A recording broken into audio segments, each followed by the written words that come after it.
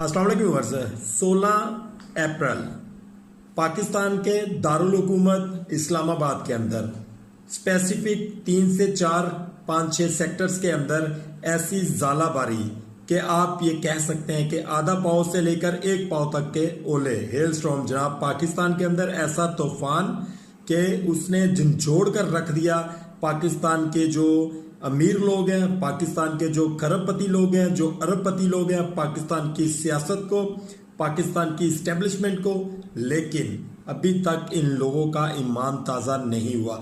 फ़लस्तीन के अंदर जो जुल्म हो रहा है, आप यकीन करें जब वहाँ पे गोलियां चलती हैं, लाशें उड़ती हैं, तो उन लोगों पर क्या गुजरता होगा। अल्लाह ताला ने इनको 30 मिनट की फिल्म दिखाई है, लेकिन फिर भी पाकिस्तानी अवाम, पाकिस्तान के हुक्मरान, पाकिस्तान की इस्टेब्लिशमेंट, पाकिस्तान के अमीर लोग ये बात समझने के लिए तैयार नहीं है कि हम लोग किस जगह पर गलत खड़े हैं और हमें किस सिमत जाना चाहिए।